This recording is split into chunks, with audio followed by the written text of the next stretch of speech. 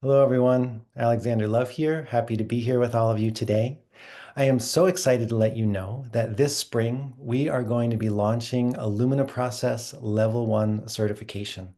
Last year, we had over 85 people join our Shadows and Wholeness course. And one of the biggest bits of feedback that we got is that people wanted more, they wanted to go deeper, and they wanted to learn how to become certified. And so that is what we are going to do. And what I wanted to do in this video is talk a little bit about what is the Lumina process.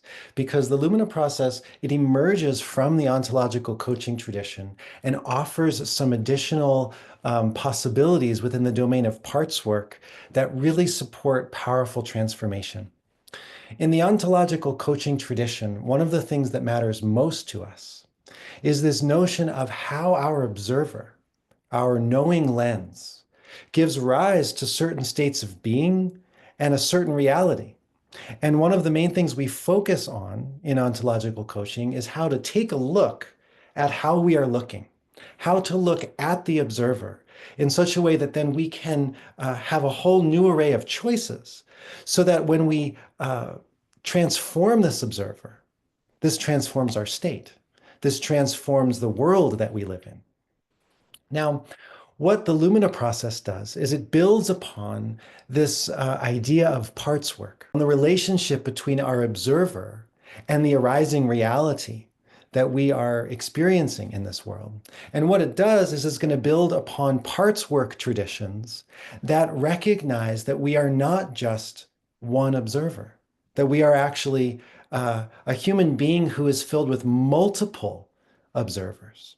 And what I'd like to do is talk a little bit about a Chinese character that helps illuminate this a little bit. What we're going to look at here is the character for awakening. And what you'll see on the left-hand side is the character for the heart. Now, this character can also mean the mind. So it's a little bit elusive as to what it's pointing to. It's either the heart, the mind, the heart-mind, and in different contexts, it's used to mean the mind, the way that we think of that word. And in other contexts, it's used to mean the heart. Now, next to this, what we see on the bottom, there's that little square. Now, that square is a mouth. And in this context, it's pointing to passage, a portal through which something can pass through, like you would when you eat something. Your mouth is a passageway. Now, above this, what we have is the number 5.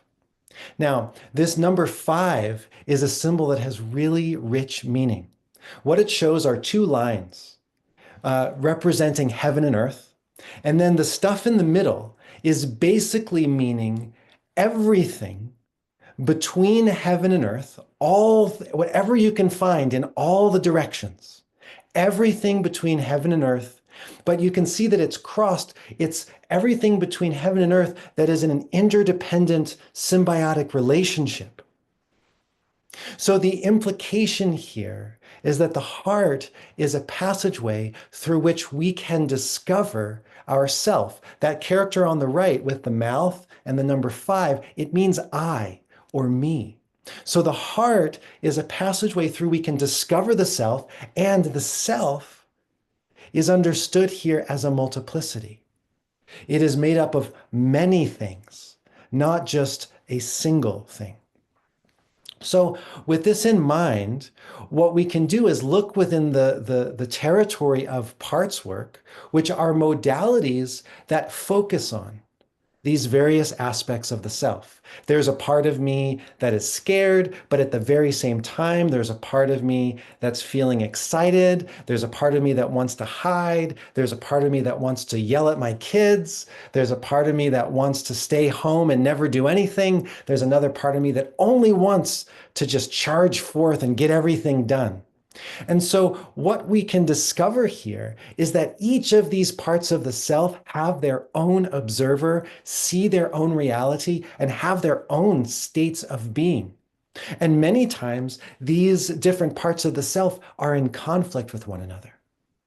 And so the Lumina process is a method that teaches us how to identify these many parts of the self and how to address the conflicts that are occurring inside of us so that we not only awaken to an observer that is causing our problems, but we awaken to an entire internal system comprised of many different observers that are all working together in such a way that it creates a life that is flourishing and fulfilling, or a life that is stuck and stagnant. And so I hope this was useful, and I'm going to be sending out some more videos in the weeks to come to introduce you more to what the Lumina process is and how it might support you in your transformative journey in this world.